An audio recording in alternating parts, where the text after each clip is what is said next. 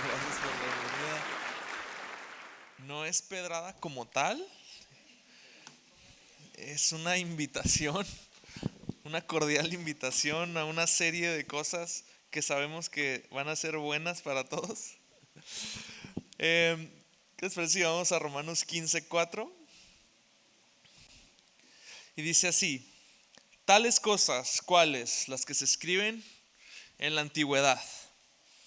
¿Y por qué no hablar de que este versículo se hace extensivo a toda la palabra? Tales cosas se escribieron hace tiempo en las escrituras para que nos sirvan de enseñanza. Y las escrituras nos dan esperanza y ánimo mientras esperamos con paciencia hasta que se cumplan las promesas de Dios. Dios, gracias por este día, gracias por hacerlo, gracias por darnos la oportunidad de estar en él, que sabemos que cada vez que haya aliento en nuestro cuerpo, Dios, hay esperanza, y te damos gracias, Dios, por preparar la mesa para nosotros, por llenar nuestro espíritu, por seguir incomodándonos, animándonos y dándonos toda clase de herramientas que necesitemos para perseverar. En el nombre de Jesús. Amén. Estuve meditando hace 3 semanas en este mensaje y creo que a lo largo del tiempo iba tomando diferentes sesgos. Sin embargo, una palabra estaba muy clara. A veces Dios empieza así, con una palabra: generaciones. Generaciones, y yo decía, pero ¿por qué Dios generaciones? Y hacia dónde va esto, y iba cuadrando algo, y creo que finalmente llegué al punto de entender hacia dónde va. Dios trabaja en generaciones.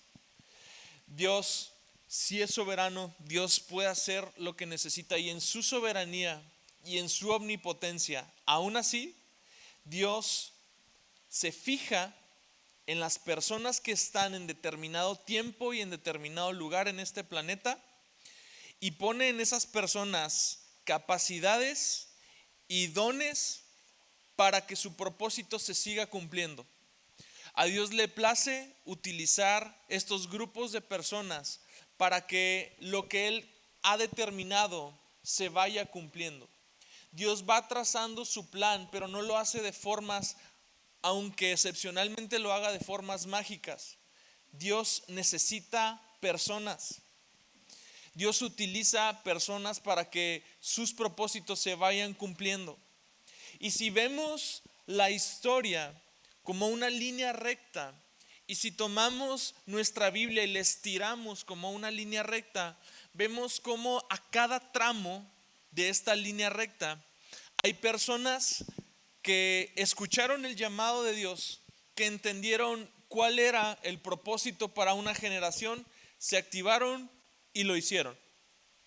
Y de la misma manera podemos detectar generaciones enteras de personas que rechazaron por completo lo que Dios hablaba, lo que Dios necesitaba, el rumbo que debía tomar, el propósito que había, y no atendieron el llamado.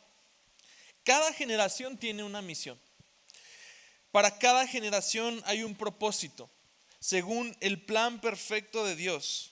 Y ese propósito es ser una ayuda en lo que Dios ha determinado que suceda para la humanidad. Cada generación, en cierta forma, porta la estampa de dar a conocer en su tiempo una faceta del carácter de Dios. Cada generación es diferente. Cuando una generación obedece a Dios, en cierta forma nos da una pincelada del carácter de Dios que probablemente no vemos tan notoria en la generación que sigue. Y así, cada generación, cada grupo de personas que determina colaborar activamente en el plan de Dios, va pintando un lienzo de hacia dónde Dios está llevando a la humanidad. Pero volvemos al principio. Hablamos de generaciones, hablamos de personas, y Dios tiene legiones de ángeles a su disposición. Sin embargo, en su soberanía, Dios decide utilizar generaciones para el cumplimiento de ese propósito, para que la iglesia esté en condiciones de participar en forma decisiva en los eventos que han de venir. Dios necesita generaciones, o al menos es lo que podemos entender de todo el relato bíblico. Pero quiero profundizar más allá. Primero vamos definiendo a qué me refiero con una generación, con la salvedad y las discrepancias que pueda haber entre si una generación dura 100 años o si una generación dura 40 años. ¿Qué personas son parte de una generación y qué personas son parte de otra generación? Vamos a dar un concepto un poco más abarcador. ¿Qué es una generación? Una generación se constituye por un grupo de hombres y mujeres que coinciden en el tiempo y que por lo tanto comparten experiencias comunes. Así que aunque aquí haya gente de la tercera edad, gente que está en la adolescencia, gente que está en la mediana edad, todos somos parte de una misma generación. Compartimos un mismo tiempo, compartimos un mismo lugar y compartimos experiencias similares. Por lo tanto, aquí mismo puede haber una generación. Y como les decía, cada generación tiene una misión muy importante. Sin embargo, como leíamos al principio, Dios ha venido trabajando desde ya hace tiempo con estas generaciones. Y así como lo escribe Pablo a los romanos, si las cosas que están escritas en su palabra quedan como un ejemplo para nosotros, entonces probablemente sea necesario que tú y yo demos un vistazo a las generaciones que han pasado a lo largo de la historia bíblica para que podamos extraer una enseñanza que nos sea útil a nosotros. Porque aquí la pregunta no es qué generación somos, sino qué generación estamos dispuestos a ser. En todo tiempo Dios está incomodando a su iglesia, en todo tiempo Dios está hablando, Dios está tratando de traer mayor claridad para que una generación tome una decisión y esa decisión sea suficiente para que Dios pueda o no hacerla parte de su propósito en esta tierra. Y quiero hablar de algunas generaciones que encontramos precisamente en la Biblia. La primera de ellas es la generación de Moisés. La generación de Moisés es aquella que sale de Egipto y que sale de una forma milagrosa. El tema con la generación de Moisés es que, en suma, la conclusión a la que llega Dios mismo es que fue una generación rebelde. Es que fue una generación de cabeza dura. Fue una generación que se negó por completo a participar. Caray, parecía que Dios les debía pedir disculpas por haberlos sacado de Egipto.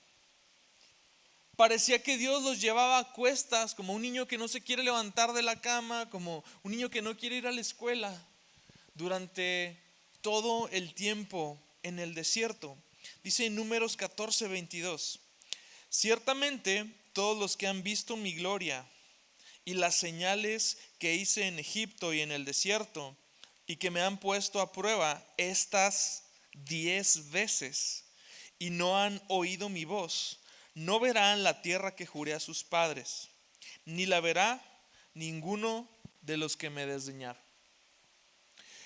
Es una generación caracterizada por, quizás, y probablemente esta afirmación es cierta, fue la generación que vio el actuar milagroso de Dios más evidente que cualquier otra en la historia bíblica. Y sí, aunque la generación de la primera iglesia ve grandes milagros, yo creo que lo que vieron los israelitas durante su salida de Egipto y estancia en el desierto es otro nivel. Es realmente algo más allá de lo que cualquier generación ha visto. No obstante, conclusión, generación rebelde, incrédula y que solo estaba dispuesta a obedecer a Dios si lo que Dios determinaba le convenía. Y quiero irme un poquito más profundo. ¿Cuáles eran las características de la generación de Moisés? Sabes, a veces oponemos como objeción que para que nosotros verdaderamente podamos llegar a creer en Dios y verdaderamente podamos llegar a confiar en Dios y ahora sí que a entregarnos todo, podemos poner como objeción que necesitaríamos ver un actuar más evidente de Dios en nuestra vida. Más allá del gracias Dios porque tengo vida y tengo salud, no se hagan. A veces en el gracias Dios porque tengo vida y salud está lleno de necesito algo más, ¿sí? Todavía no me convenzo. Porque la objeción estriba en esto: si Dios fuera más evidente, si Dios sanara ahorita mi dolor, si Dios realmente pudiera librar y proveer milagrosamente para que saliera de este problema, pues a lo mejor yo también le echaría más ganas, ¿no? Es más, ya hasta me están convenciendo, creo que es razonable el argumento. O no, porque realmente esta generación de Moisés, que percibe las obras de Dios de forma más evidente que cualquier otra, no resulta bien. Es una generación que no tuvo que hacer nada. Dios hizo todo por ellos. Desde el momento que sube el clamor de todo el pueblo, pidiéndole a Dios por un libertador, Dios pone manos a la obra. Y Dios pone a Moisés. Conocemos la historia, si no vean El Príncipe de Egipto, lo llevamos aquello de que no, es que yo no soy bueno para la lectura. Bueno, está El Príncipe de Egipto animada y bueno. Pone Dios en marcha todo el plan para sacar al pueblo de Egipto. Y Dios mismo guarda a Moisés, lo lleva al desierto, lo capacita, le habla de la zarza, le da la vara, le pone a Aarón, le da los milagros, le lleva las plagas, todo en charola de plata. Ahí no para el asunto. Están escapando, no se van a ir, pero están saliendo de Egipto, no se van a ir con las manos vacías. Está el faraón apretando y ya mero los alcanza y está el mar enfrente de ustedes, no pasa nada, yo lo abro. Tienes frío, yo te caliento en la noche. Tienes calor, yo pongo una nube sobre ti a lo largo del día. Todo lo que esta generación pudiera necesitar, Dios se lo puso en charola de plata. Todo, absolutamente todo, su salvación, su rescate, su sustento, su permanencia.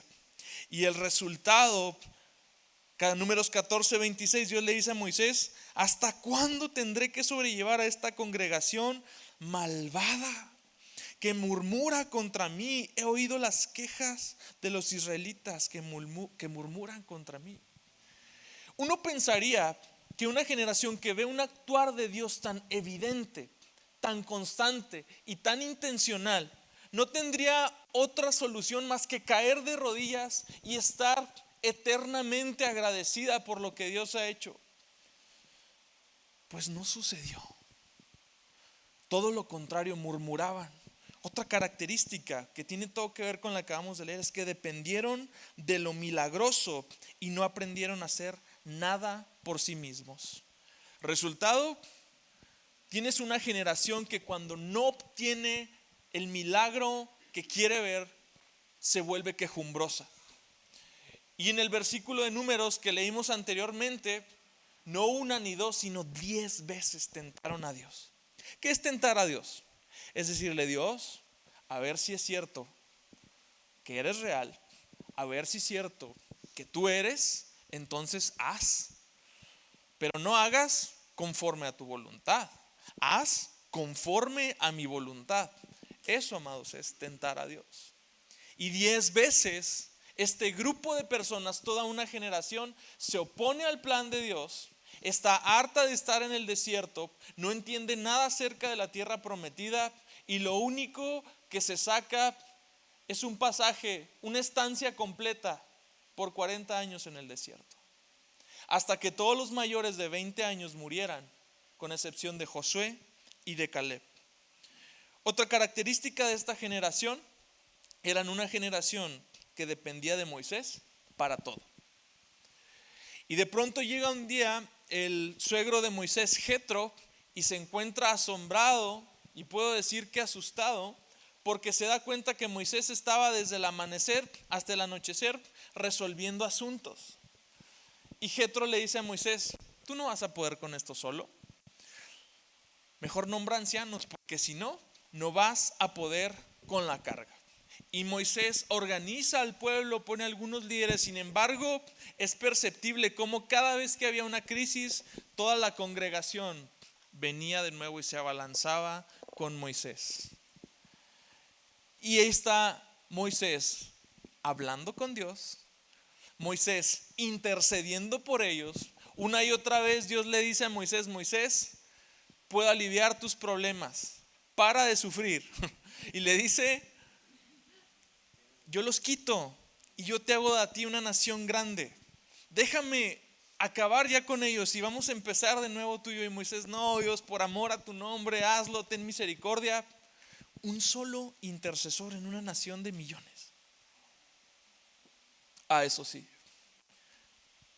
apenas los levitas se sintieron importantes y ya unos de la tierra, de la casa de Coré, estaban haciendo una rebelión, ¿no? Porque pues cómo que Dios nada más habla a través de Moisés. Completamente desubicados. ¿Cuál es el desenlace de esta generación? Es una generación que es, si bien es cierto, es salva de Egipto, es salva, pero es derrotada en el desierto. Es una generación que Dios saca de esclavitud. Es una generación que Dios redime con grandes prodigios y milagros, pero aún así fracasa en el desierto. Una generación que es incapaz de tomar las promesas de Dios y hacerlas efectivas en su vida. Incapaz de llegar a donde Dios la quería llevar. Fíjate lo que dice Pablo de ellos en 1 Corintios 10:11. Estas cosas le sucedieron a ellos. Está hablando precisamente de todo eso en el desierto como ejemplo para nosotros. O sea, Pablo está diciendo: ahí te hablan. Pero luego le dijeron: Pablo, no podemos escribir eso. Entonces él dijo: sucedieron como ejemplo para nosotros. Se pusieron por escrito para que nos sirvieran de advertencia a los que vivimos en el fin de los tiempos. Tenemos el ejemplo perfecto en el pueblo de Israel como una generación a la cual no quisiéramos imitar. Y como siempre en la historia, parece ser que ante una generación mala le sucede una generación que aprende de ese ejemplo y que hace lo contrario. El problema con la generación que viene después, la generación de Josué, es que las enseñanzas no permanecen. Y tan pronto muere Josué, vamos a Jueces 2:8. Dice: entonces Josué, hijo de Nun, siervo del Señor, murió a los 110 años de edad. Lo enterraron en Timnat Será, tierra que se le había asignado en la zona montañosa de Efraín, al norte del Az. Después de que murieron todos los de esa generación, creció otra que no conocía al Señor ni recordaba las cosas poderosas que Él había hecho por Israel. El tema con la siguiente generación es que es incapaz de tomar la estafeta y de seguir. ¿Sabes? Más que alarmarme el que toda una generación haya sido testigo de grandes señales y milagros y aún así endurezca su corazón, lo que más me alarma es que esta generación que le sucede a la generación de Josué, que fue una buena generación, es incapaz de tomar el legado de sus padres y seguir con él. Si algo quebranta mi corazón y si algo me motiva a estar de este lado de la plataforma y hacer lo que hago, es ver cristianos que puedan pasar la estafeta y ver jóvenes que puedan ser capaces de recibirla y continuar con el legado de fe que les fue dado por sus padres. Porque es muy alarmante y muy triste ver que generaciones se pierdan. ¿Y por qué se perdían estas generaciones? La generación de Josué, a diferencia de la generación de Moisés, se convierte en una generación proactiva. Dios les hace ver dos cosas al inicio del libro de Josué que van a ser el motor y la filosofía de vida de esa generación. Esfuérzate y sé valiente. Dios les hace ver que, a diferencia de la generación anterior, ahora no les va a poner todo en charola de plata. Sí va a seguir peleando sus batallas. Sí va a seguir delante de ellos, sí va a seguir pendiente de ellos. Pero ahora esta generación tiene la obligación de ponerse las pilas. Tiene la obligación de ser proactiva, de ser entendida de los tiempos, de ser entendida del propósito y trabajar en consecuencia. Como resultado, esta generación de Josué aprende a trabajar, algo que nunca hizo la generación de Moisés. Aprende a pelear, algo que nunca hizo la generación de Moisés. Aprende a ser proactiva. Dios me metió en esta tierra, es mi deber conquistarla. Sin embargo, eso no pasa a la siguiente. ¿Y qué pasa con la siguiente generación? Capítulos 2 y 3 te los encargo para el devocional de semana que todos los días tienes a las 5 de la mañana. Nos van a enseñar que fueron una generación perezosa en la conquista. La conquista de la tierra prometida es la metáfora bíblica perfecta de otra metáfora: el proceso de santificación. El proceso de santificación en el cual Dios me tomó, me agarró como estaba, muerto en mis delitos y pecados, pero ahora me da una nueva esperanza, una nueva vida en él. El proceso de santificación que implica que lo que Dios tomó ahora continúa siendo restaurado y perfeccionado hasta llegar a la altura del varón perfecto que es Cristo. El proceso de santificación se ve en la conquista de la tierra prometida. Porque si bien es cierto, Dios es mi Josué, Jesucristo es este Josué que me introdujo en la tierra prometida. Ahora también me toca a mí empezar a pelear para sacar a los enemigos de esa tierra prometida. Empezar y no terminar hasta que tome posesión de todo lo que Dios me ha dado. Pero en algún momento se va bajando la intensidad. Y es que seamos realistas. Si bien el argumento de la generación de Moisés era: si yo tan solo viera lo milagroso, yo creería más, yo sería mejor cristiano. No es cierto. El argumento que refuta la generación de Josué es que si tuviéramos las promesas de Dios ya hechas realidad en nuestra vida, si estuviéramos en un mejor lugar, con una mayor estabilidad económica, con una mayor estabilidad emocional, relacional, si estuviéramos un poco más cómodos, entonces pues podríamos corresponder a Dios con mayor eficiencia. Bueno, la generación antes de los jueces empieza a relajarse y se vuelve perezosa en su proceso de conquista personal. Y de pronto ya no están todos los enemigos aquí encima de ti asediándote, ya los has ido conquistando, pero están allá escondidos, están allá en las fronteras. Más aún, están dentro del territorio que Dios te ha dado. Pero esta generación se acomoda, encuentra otras prioridades, encuentra contentamiento en lo que ya estaba teniendo. Y pues ya tengo mi casa, ya tengo aquí mi negocio, ya tengo mis vaquitas, ya tengo mis cerdos. No, cerdos no eran judíos. Ya tengo aquí mis animales no impuros. Toda mi comida kosher. Entonces, pues como que ya no me molesta tanto que los heteos, los jebuseos, los amorreos estén ahí, porque aquí estoy bien. Y aunque eso sigue allá y sigue latente, los enemigos que Dios puso para que yo no olvidara la guerra, porque así lo dice capítulo 2 y 3 de Jueces, de pronto no me molestan. Y sí voy a permitir ciertos hábitos en mi vida. Y si no hay que intensearnos, a lo mejor mi papá era muy intenso, a lo mejor mis abuelos eran muy religiosos, entonces ¿para qué nos estresamos? Vamos a hacer un pacto de no agresión con aquellos que Dios me mandó a sacar. El enemigo no hace pactos de no agresión con nadie. Te hace creer que así es, luego se fortalece y viene y quiere retomar el lugar que le fue quitado. Viene y quiere retomar el orden del día en tu vida, en tus pensamientos, viene y quiere retomar una sola cosa: la gloria.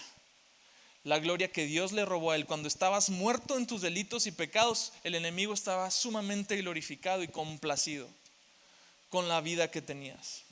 Ahora Dios te ha rescatado, te ha redimido, te ha colocado en una posición, y quien recibe la gloria es Dios. Y eso es lo que más le cala al enemigo. Y ahora está de vuelta por su gloria. No solo fueron una generación perezosa, fueron una generación presa de sus deseos, porque cruzaron los límites que Dios les había puesto. Dios los saca de donde los tiene que sacar, los introduce en esta tierra. Todo es perfecto. Todo es perfecto. Dios les dice: nada más les encargo que no se casen con los pueblos, con todos los eos, los feos, los heveos, los heteos. No se casen con los feos. Tómalo como una parábola: no te cases con los feos, con las feas. Sí, enseñanza de vida, apúntala. ¿Por qué?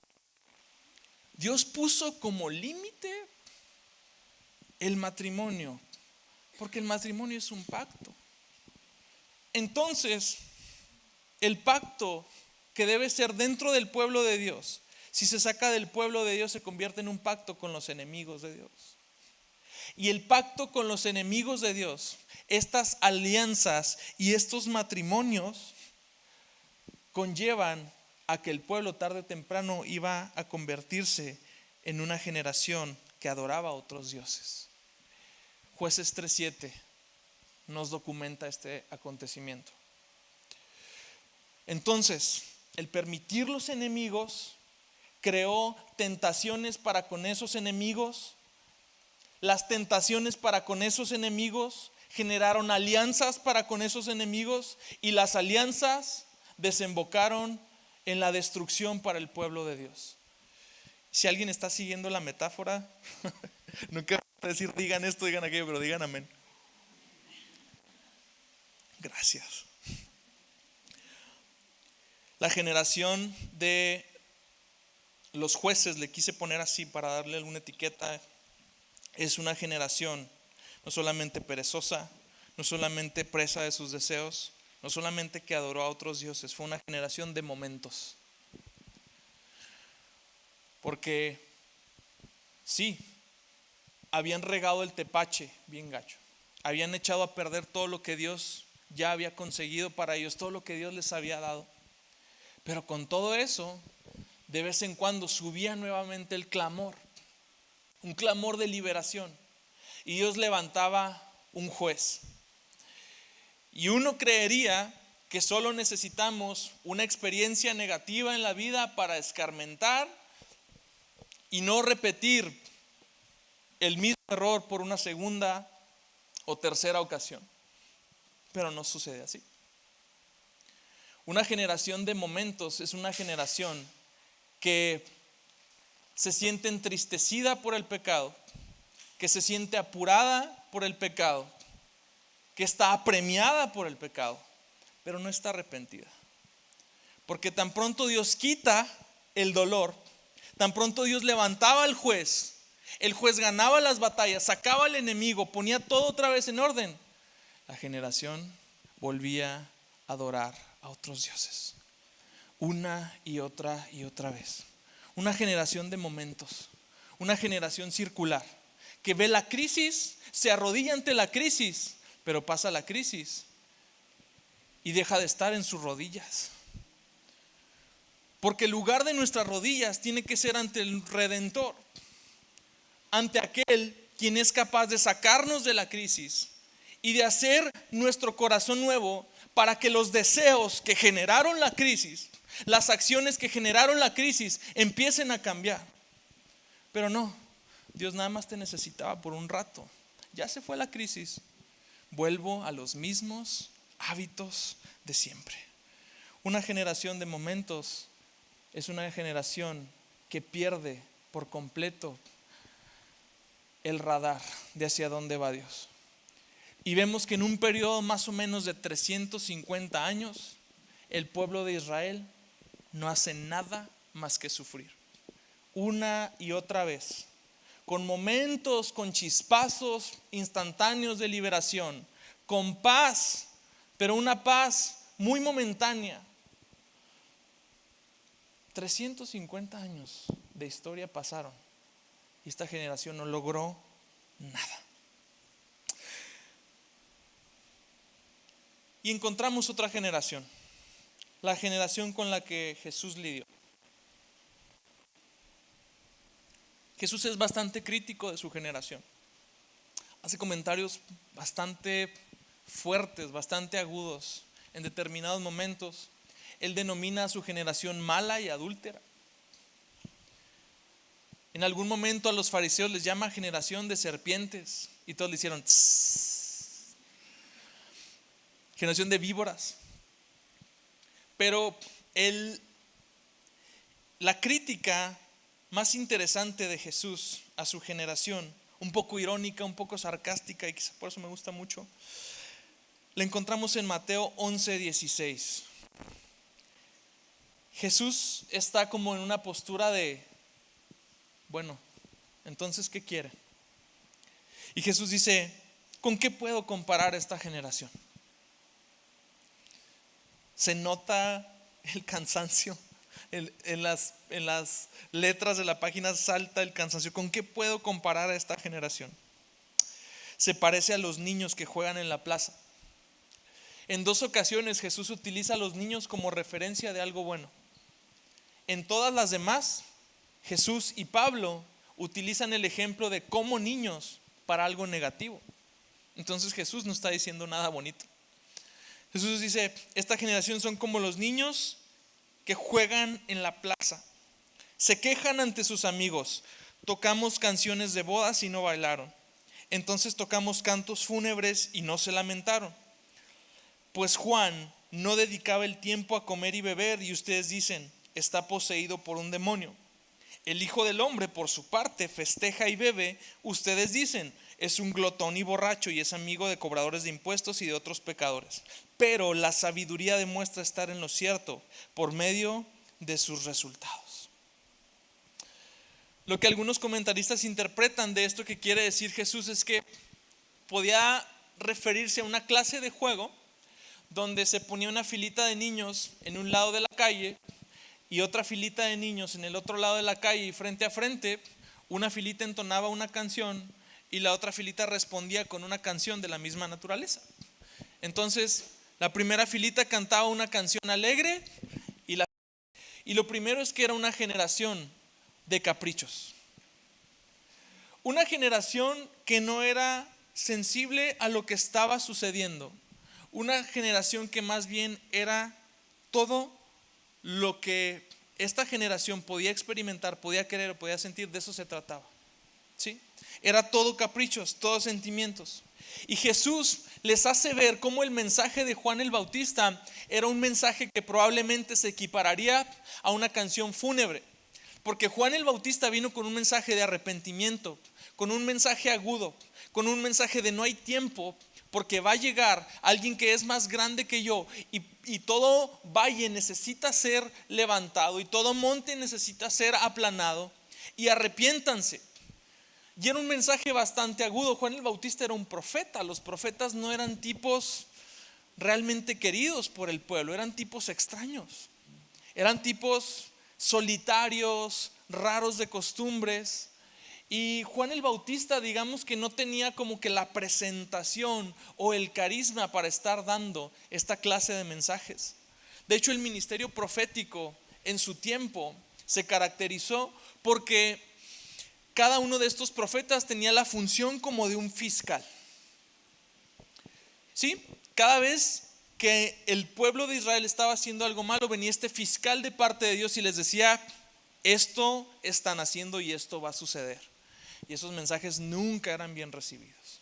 O luego estaba haciendo un rey lo que le daba la gana y venía el profeta, le plantaba cara y le decía, Dios está viendo tus acciones, o corriges o esto es la consecuencia. Eran tipos incómodos. El mensaje profético es un mensaje incómodo.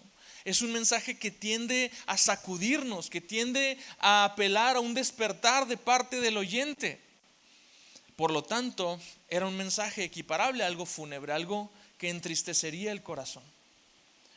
Pero no surte el efecto que Dios hubiera esperado. Y bueno, viene Jesús con un mensaje festivo. Y Juan era raro, y Juan vivía en el desierto y comía insectos, y era raro. Pero Jesús es gente, y Jesús se junta con todos. Y Jesús está de fiesta, les dice: cámara, no ayunen, porque aquí está el novio, estamos de fiesta. Jesús empatiza con los pecadores, y el resultado es el mismo. Y el hartazgo en estas líneas que registra Mateo en la persona de Jesús es: entonces, ¿qué quiere? ¿Cuál es el mensaje que es capaz de despertar a esta generación? Si no es fúnebre y si no es alegre, entonces ¿qué mensaje quieren? Es porque era una generación de críticos sin compromiso. Y me suena mucho que ahora tenemos toda una generación de críticos. Todos somos expertos en criticar algo. Todos somos expertos en lanzar alguna objeción en cuanto a cuál debe ser el mensaje de la iglesia, cuál debe ser la característica principal de la iglesia, cómo debe estar actuando la iglesia en cierto momento. Y el punto es que sí, qué bueno que haya la crítica. El libro de Hechos registra a los cristianos de Berea que analizaban las escrituras para ver si lo que Pablo estaba diciendo era verdad. Y bienvenida esa crítica, porque quiere decir que estos cristianos de Berea estaban comprometidos con las escrituras. Lo que sucede es que hay esta crítica perezosa, esta crítica que no busca nada. Cuando tú estás comprometido con algo, bienvenida a las críticas, porque tú eres parte del cambio. Pero si tú no estás comprometido con nada, entonces solo buscas destruir, o solo buscas que un tercero te complazca. Y esta generación se caracterizaba por eso. Una generación que buscaba siempre que alguien más los estuviera complaciendo. Por otra característica en particular. Una generación que se guiaba por lo superficial. No, es que dependiendo del mono, dependiendo de quién esté dando el mensaje, lo vamos a seguir. Juan es raro. Juan está barbón, no se corta el pelo. Bueno, no es que hubiera Arnold's barbería en aquel entonces, pero el aspecto de Juan que probablemente nos describe era un tipo desalineado, ¿no? Medio cavernario, yo me lo imagino así, vestido de pieles de animales, raro. Bueno, como el mensaje viene en un paquete envuelto de forma rara, pues quizás no me gusta. Ahora viene Jesús, vestido normal,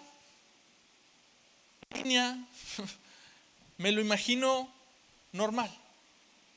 Cuando Isaías habla de que no había hermosura en su rostro, de que no era un tipo que iba a resaltar por eso, quizás nos está pintando a Jesús como un tipo sumamente normal, ordinario, que puede pasar desapercibido.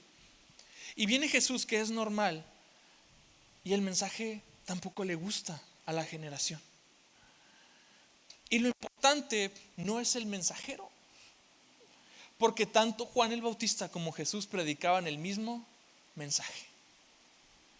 Pero mientras como generación nos sigamos enfrascando en el mensajero y no empecemos a tomar cartas en el asunto y decirle: Dios, ¿qué hago con este mensaje? No, Dios, quítame este mensajero, Dios, cambia el mensajero. Dios, ¿qué hago con el mensaje?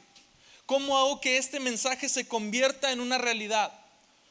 ¿Cómo puedo analizarme a mí mismo a la luz del evangelio y decir: este es el grado de transformación que esta palabra que considero verdadera ha producido en mi vida? No, es complicado si estoy filtrando el mensaje por el filtro del mensajero. Y te voy a decir algo: Dios podría cambiar al mensajero, pero si cambia el mensaje, entonces córrele.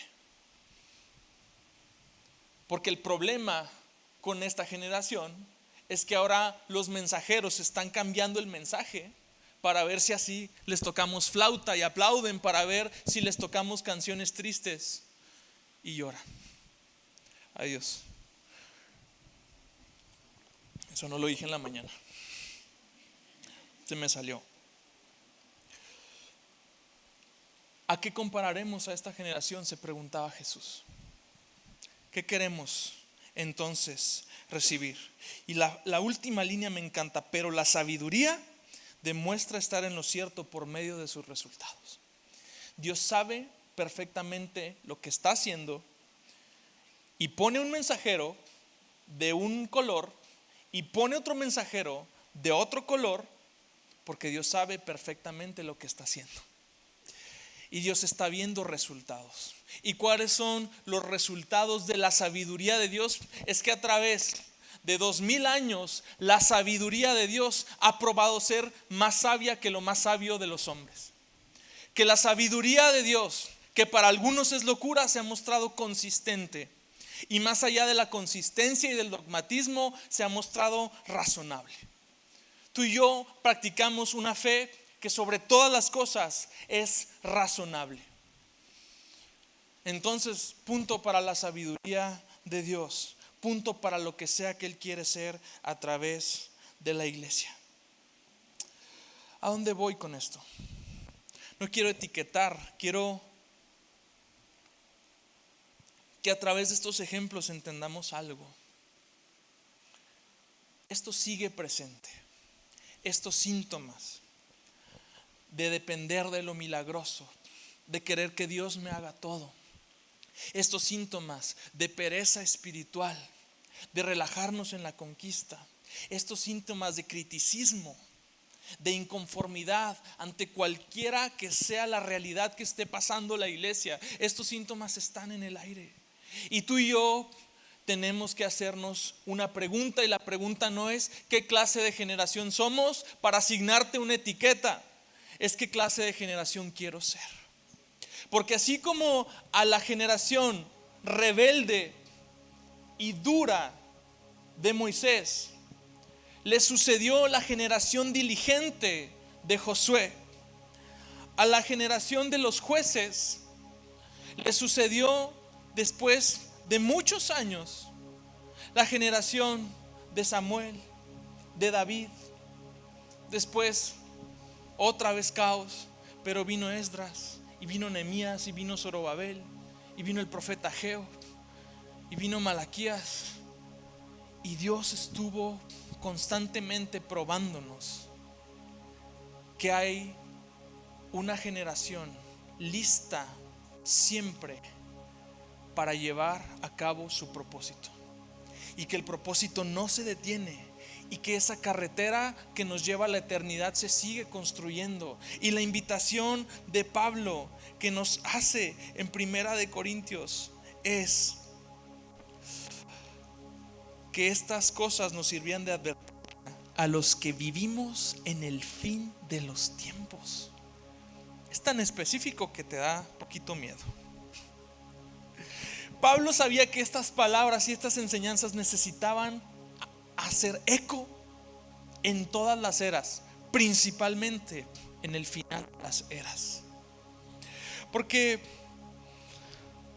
¿de qué sirve una generación fructífera si ese testimonio no es depositado en manos de otra generación que pueda continuar ese legado de fe? Si el testimonio de una generación fructífera no se deposita en las manos de hombres y mujeres que puedan continuar con ese legado de fe, entonces se desvirtúa. ¿En qué se transformó la gran revelación del apóstol Pablo? A lo largo del tiempo se perdió la esencia. Y durante muchos años había destellos, pero algo ya no era igual.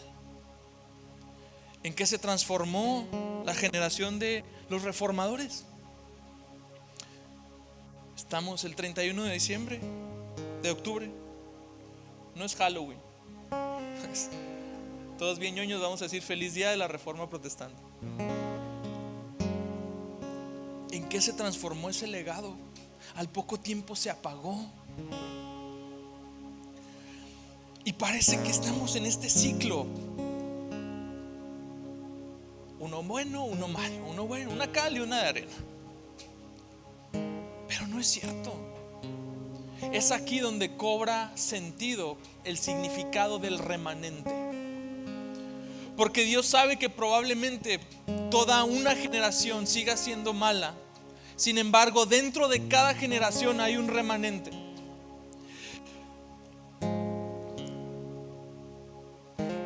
Romanos 11:5, por favor. Y Pablo habla muy claramente de esto. Dios no ha desechado a su pueblo al cual conoció con anterioridad. ¿O no saben lo que dice la escritura en el pasaje sobre Elías, cómo suplica a Dios contra Israel? Señor, han dado muerte a tus profetas. Está citando Pablo cómo Elías estaba quejándose delante de Dios. Y Elías se quejaba de su generación. Han dado muerte a tus profetas, y era cierto. Han derribado tus altares, y era cierto.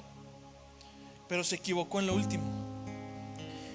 Solo yo he quedado y atentan contra mi vida. Y dice Pablo, pero ¿qué le dice la respuesta divina? Me he reservado 7,000 hombres que no han doblado la rodilla a Baal. Y eso es un remanente. Un remanente no solo es un sobrante o una reserva, parte de una connotación que puede darse a la palabra remanente. Es aquellos que sobreviven al final. Aquellos que pudieron ver lo milagroso, pero que no se estancaron ahí. Aquellos que vieron la conquista, pero fueron proactivos en terminar la conquista. Aquellos que oyeron el mensaje por encima del mensajero y dijeron, es el mensaje lo que debe permanecer. Y Dios siempre se ha encargado de reservarse un remanente. Y mi pregunta para ti el día de hoy es, ¿somos parte de una generación más o somos parte del remanente? ¿Somos parte de la masa incrédula, rebelde, testaruda, caprichosa? ¿O somos parte de aquellos que son la reserva de Dios? 7,000 hombres no es un número al azar. 7,000 hombres es un número perfecto. Porque 7,000 hombres en una nación de millones es un porcentaje muy bajo.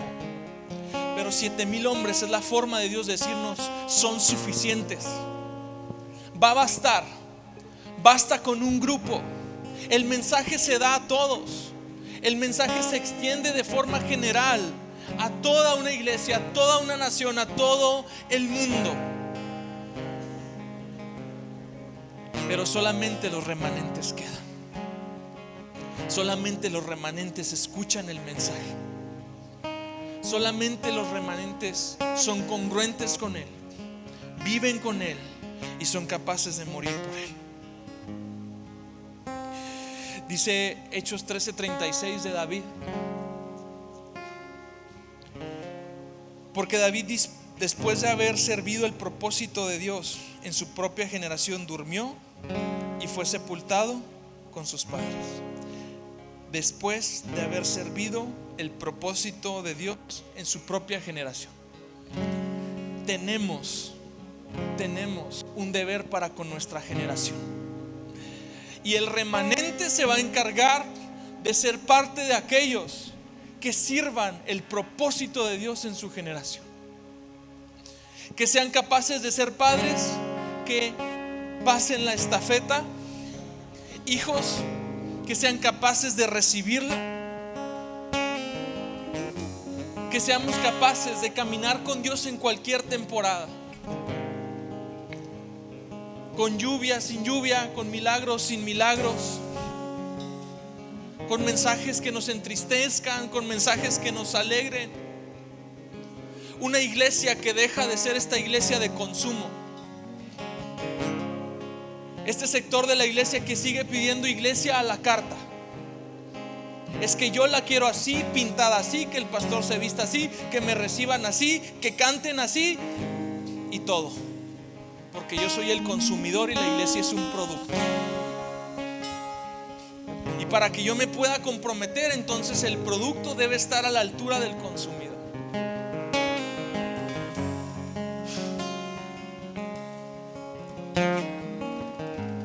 Pues yo apelo a la misericordia de Dios sobre esos corazones, pero muy probablemente van a ser parte de la masa.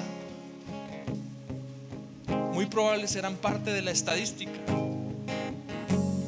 Porque mientras el criticismo y mientras la inconformidad hacia lo que Dios hace en una generación sigan proliferando, también lo seguirá siendo la mediocridad. También lo seguirá siendo la maldad en el mundo. Porque el llamado hacia la iglesia, el llamado hacia los remanentes, es que permanezcan para decir: el mensaje sigue vigente, el mensajero está más vivo que nunca y va a regresar un día por nosotros. Y aquí estamos, testigos fieles. Ante cada generación Dios levanta testigos de su poder, testigos de su legado, testigos de su amor, testigos del poder transformador de su palabra.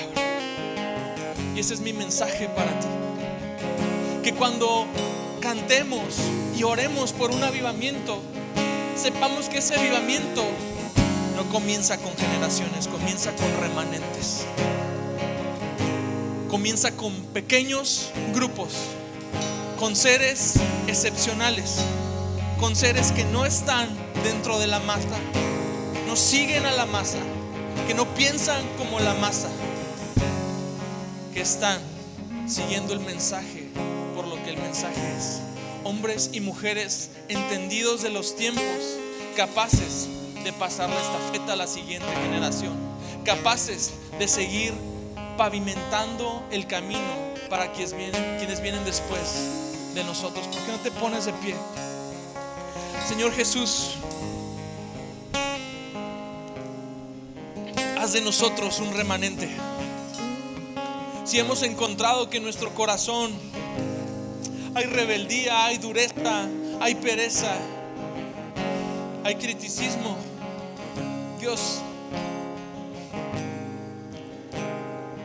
perdóname, Señor. Perdóname si mi actitud frente a los tiempos sigue dejando mucho que desear. Si en medio de los problemas tiendo a quebrarme, tiendo a protestar, tiendo a quejarme, si no me han bastado tus milagros, si he sido malagradecido con el testimonio de tu fidelidad sobre mi vida, Dios, perdóname. Yo te pido que hagas despertar en mí estas cosas que han ido muriendo con el paso del tiempo y que me injertes nuevamente en este pequeño grupo, en este remanente que sirve a tu propósito, en este remanente que es parte de la solución y no del problema. Señor, empieza a moldear mi corazón para ser alguien que sea entendido de los tiempos. Despierta tu iglesia, Padre Santo, para que no seamos parte de este colectivo que no va a ningún lado, sino que perseveremos y seamos parte de este remanente útil y eficiente en los tiempos que estamos viviendo.